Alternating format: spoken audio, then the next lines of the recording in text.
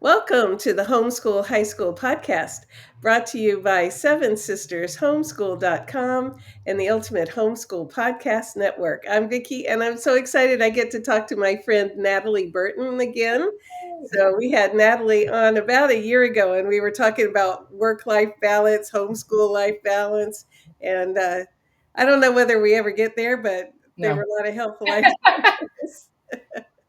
So today we're going to talk about real because both Natalie and I my kids are grown now, but you're in the throes of having a whole bunch of different ages Yeah. at the same time. So you're homeschooling multiple kids and at different needs and levels. So on top of a husband in the ministry and co-op and all these things. So Natalie, Yeah. say hey to everybody and tell us about your homeschool family, like your ages, and I'll kind of give us an overview of the kids. Hi, everyone. Well, my name is Natalie Burton. Thank you for that intro. My kids, I have four kids ranging in age from 11 all the way down to 4.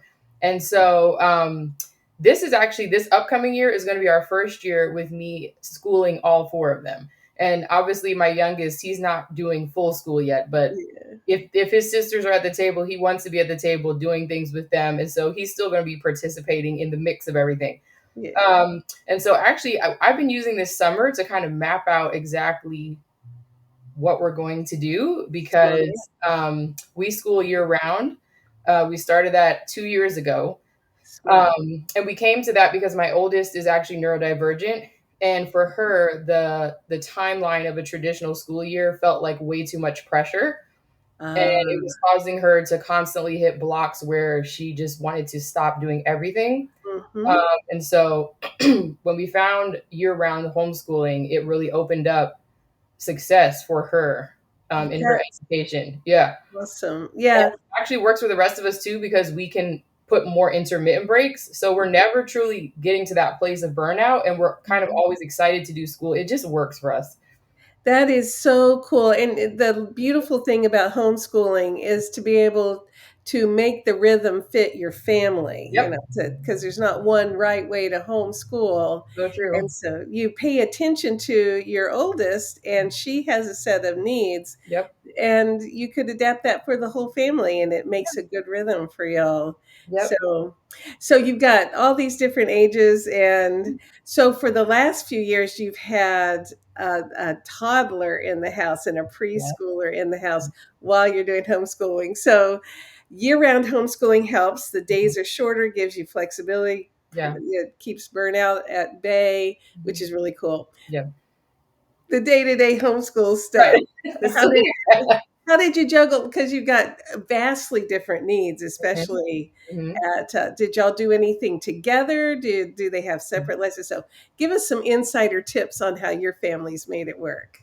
So in the past, we have done group subjects, and that has helped. But Mhm, even with that, I find that my kids specifically, they work much better when they're doing one-on-one with me. mhm, The focus is there, the excitement is there. And so mhm, how we've been able to work around that is that we have special activities that my younger ones can do when I'm doing core subjects with my older ones. And by mhm, the time their attention span is gone from that, we're usually at lunch or recess or something else where I can bring them back in. And so I mhm. know I have that specific time window where I have to sit down and we have to focus because once we're getting towards the end, my younger ones are gonna be like, "Hey, what are we doing?" Yes. So that has worked. But I noticed this year we're going to be making a few little tweaks Mhm. because now I have my three older ones are all at the stage where they're doing core work. So even though my youngest Mhm. daughter is 6, now she's at that formative place where she's learning reading, she's understanding her phonics, she's learning rudimentary math, and it's important that I have one-on-one time with her as Yeah. well. So, Mhm. I could kind of report back once this year is over and let you know how my ideas have fared. But the main thing is that I'm getting up earlier. Honestly, that was something the Lord put on my heart. He kind of was just encouraging me as I sought Him about it that Mhm. He's given me multiple children, and with that comes more responsibility if I want to homeschool them all. And so I'm going to be getting up. about 45 minutes earlier this year than I was last year so that I can have that extra prep time. And I've rolled that out this summer. So far it's going well. We're That's gonna keep that awesome. up. Yeah. Mhm. Yeah. Yeah, and that's being able to make sure you had time to get yourself centered and ready for the day is a really good tip. So I am not a morning person. Either. I'm not. And so I found though that with having multiple kids myself, that I did have to get up Yeah. earlier and just have my brain in the right place and Yeah. my tools together. And if I did it, it was really much better for the day. So Yeah. after a while, I got used to it. As much as that's going to happen with a Mhm. person that's not a morning, God gives you grace for what you got to do. He does. I mean, honestly, I echo that. When I had just my first child and then even my first two, it was like pulling teeth for me to get up early, and I could not have done it in those years because they're so close together. They're only a year and a half apart, so I basically had two babies at once. Yeah. But you're right. I did, as the years went by, I started to get used to it, and my body got used to it. And now, even though I don't prefer it, I can get up early and be fine. Like I'm not falling asleep in the middle of the day, and he has just given me that grace as the time has gone on to prepare me for the children that I have now. So we're making it happen. So you've got large spiritual grace muscles now. Yes, yes. So hopefully they're still growing because So one of the things that you guys are involved in is co-op. And so with all the balls you're juggling, you were telling me you're also the treasurer at your co-op this year. So tell us about what co-op means to your family. man, co-op for our family, it's invaluable because we searched for 2 years to find a co-op before we found the one that we're in now. Mhm. And the co-ops that we visited before, there was nothing wrong with them. They just didn't feel like the right fit for our family. And I love this co-op because it's Christ-centered. All of the moms there put forth 100% effort into making this place safe, Mhm. dynamic, wonderful for the kids. It's Mm. like they have a great time, and I'm also in relationships with the moms there. It feels like family, and Mhm. so I plan on us staying there until mine graduate out of the group, which is unfortunately at eighth grade. I'm hoping maybe before they get there, they'll move it to high school. But I mean, co-op means so much to us. Yeah. We'll be praying about that because there's nothing like the right group. Yeah. Mhm. Well, that's how Seven Sisters got started. Oh, Was really? our Yeah, group of moms. Mhm. It just turned out to be the right fit. After looking Yeah, around some at co-ops, there was it just fit right. Like the moms who could work together, who were really determined yeah, to have really good experiences for our kids yes. and to have good experiences together as moms. So homeschooled our kids together for Yeah. like 20 years by the time we got the youngest ones graduated. Wow, that's awesome. And so we go, we can't quit. Let's go on and Right. help the next generation along. So Which is awesome that you found that as well, because it's actually getting harder to find, in my opinion, when it comes to homeschooling, because I was also homeschooled. And when I was younger, the feeling of the groups was much different than it mm, is now. And I think that's partly due to the fact that the definition of homeschooling, I think, has changed over the years. mm, So when we found our group, the feeling that I got there was very much like what I was used to as a child. uh-huh. And it sounds like that's what you're Yeah. describing, to that family feeling. Yeah, yeah, yeah, because we were after the community feel as much Mhm. as we were the academics. Yes, So yes, yeah. So tell me what your job is because this is all part of your homeschool experience. yeah. So how did you get to be the treasurer for the co-op? So I was actually approached end of last year because the treasurer before me was stepping down, and she had done it for 10 years. Wow. She was wonderful at it. And so I was actually approached to be the treasurer. And it came out of nowhere for me, but I asked, why did you guys approach me? And they said, because, they appreciate my attitude, that I'm very friendly, and I'm always asking, how can I help? And I don't mind taking on extra things. Like, no one has to make me participate. Hmm. And so I was very honored. And my motto has kind of been anything that I can do to help further what my children benefit from Hmm. is kind of how I do things. So whatever the club they're in or group they're in, I try to plug myself in somewhere so that I can assist what's blessing my kids. Yeah. So yeah, this is just the next step for me to be able to do that, and I'm really excited about it. You know what? If we have new homeschool moms listening to this episode, you just heard very wise advice from Natalie. Is some co-ops you can drop your kids off and Mhm. leave, Yeah. but what you don't get if you do that is the involvement together. And Hmm. when you're working with other homeschool parents together Yeah. with your kids, you're making relationships yourself Yep. Yeah. and also helping the atmosphere of success for your kids. So Yes. it's a double blessing. So it does take some time. Yeah. Yeah. It does. Mhm. It does. But it's well worth it. How do you keep yourself, on a school day? So you got the kids, everybody's doing their lessons, you're helping this one, you're helping that one, and somebody's calling you on the cell phone, and how do you keep yourself in a calm enough state of mind, like I am getting through this day? Honestly, I don't always. And when I feel like I'm not able to be calm, I usually just institute an immediate break. I do the same for my children. If they're getting Mhm, to the level of overwhelm where it's like I know there's no information getting in, we mhm, just stop. And I feel like as time has gone on, we need to do that a little bit less because my kids are learning kind of how to breathe through things and regulate through things. But mhm, knowing that we can take a break and we don't have mhm, to wait until some arbitrary point to be able to stop and recenter mhm, is very helpful for all of us. mhm, So it's really that. And then just the Lord teaching me discipline, to be honest, because even though I've mhm. been homeschooling for years, I don't feel like it all the time. Yeah. The middle of the day, I'm like, I would love for us to just leave and just go to the park right now. And the Lord is Mhm. like, well, you need to finish this math. So it's learning right alongside with my kids and growing. Yeah, yeah. Yeah, that fruit of the spirit of self-discipline. Mhm. But I love what you were talking about is you are modeling for your kids, when I've had enough and I need a break, Yeah. I can stop and take a break and breathe and recenter. And when kids learn to do that, they're getting a life skill Yeah. that they can carry for success in their lives. Yes. And you're right, like if they take a break and they get refocused, then the information will go in better. Mhm. Yeah, Mhm. so we have to kind of focus more on like what is the quality of what's happening versus how many minutes it was or how quickly Yeah, it happened.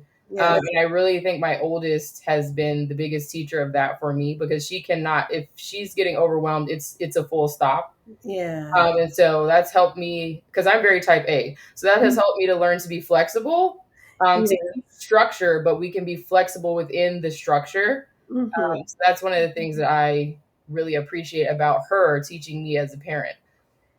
So the way I met you was through Anita Gibson and her conference that she did several years ago now. Oh my gosh. Yep. Um, but through National Homeschool Advocacy, so we all connected, and you do so much to make the day-to-day things work in the social media and the website and all, and just a calm, gracious presence, because I'll send you an email or a Facebook message and go blah blah blah, and so, and your responses are always so calm. So how did you get connected in that part of the homeschool world, like with National Homeschool Advocacy and Anita? I've actually known her since I was born because Oh, she was one of the original members of the church that I grew up in. And oh, so I have known her all my life. And I'm pretty sure that her and my mom were homeschooling us and her kids at the same time. Even though we didn't go to the same groups then, we were like homeschool people. mm-hmm, mm-hmm. So I've always known her, and she actually approached me years ago. I think I've been doing this for maybe 8 years at this point. She approached me out of the blue and just said, "Hey, I need some help with some things online. Would you be willing to do that?" And I, at the time, with 1 2-year old and an infant, I was like, "Sure, why not?" And it's just kind of grown from there. I've learned so much, and I'm always grateful to her for giving me the space to have the learning curve that I've had. I've learned so many skills and I love working with her. I hope we work together forever, honestly. Yeah, she is one of my favorite people. So that's I'll put a plug in for National Homeschool Advocacy Yes. and the Simply Homeschool Facebook group. So those that set of resources are just so wonderful. Mhm. So I'm so glad that we met through Yes, Anita, me and too. yeah, and what she saw in you was that type A personality who could get things done. Yeah. And what God is seeing in you is his ability to work with you and say, why don't I give you one more thing to do? And why don't we homeschool 4 kids? Yes. Yeah. Yes. Now, your husband's in the ministry. So a ministry family is a different kind of thing, too. So, how do y'all manage that kind of feeling? I'm still learning that because my husband's my father-in-law is actually a pastor, and we attend Ah, his church. So I married into a ministry family, you sure and did. so much that they're used to that I'm still getting used to. But it's honestly been a really positive experience. Before my husband accepted the call to ministry, the Lord made it very clear to both of us that that was what was going to happen. And Mhm, so I was able to work out with the Lord all of my gripes and questions and fears and whatever else. And honestly, from then, it has been very wonderful. Just learning how to support him when he needs to carve out time for preparation mhm, and seeking the Lord, and learning how to be okay with things looking a little different now than they were before. mhm, But we're very much on one accord about it. And I feel like that allows us to have peace and to have joy within the calling that he's been given. But my husband's a worship leader also. So if you ever come visit our church, Macedonia Baptist Church in Southeast DC, you'll see him doing a myriad of things along with my sister in law. They're just both going every direction, oh, handling the music and the sound and the keys and everything. that's fabulous. Yeah. Yeah, well, and it sounds like what God has done in your life is give you the ability to be very resilient. So Yeah. you can do one thing and another thing and another thing, and it all get done in the way that it's going to get done. So, and to give you the wisdom and flexibility to find out what works. So, back to your homeschool family, Mhm. one of the things he gave you the wisdom to do is year round homeschooling. Yeah. Well, let's take a second for newcomers to homeschooling. You know, most of us are in the mindset of 9 months of homeschool and we get the Yeah. summers off. Yeah. Describe what year-round homeschooling looks like in your family. So for us, it looks like we take things lighter in the summer. So right now we are only doing reading, writing, and math. And we also take all of June off as like their official summer break. Hmm, hmm. Um, and then we take a month off for Christmas. So we take all of December off because we're a Oh, very big nice. Christmas family. Hmm. And the rest of the breaks we have, I have keep track of how many days we have that we can take off, and we just Hmm. save them for the moments Oh, when it feels like we need uh-huh. a break right now.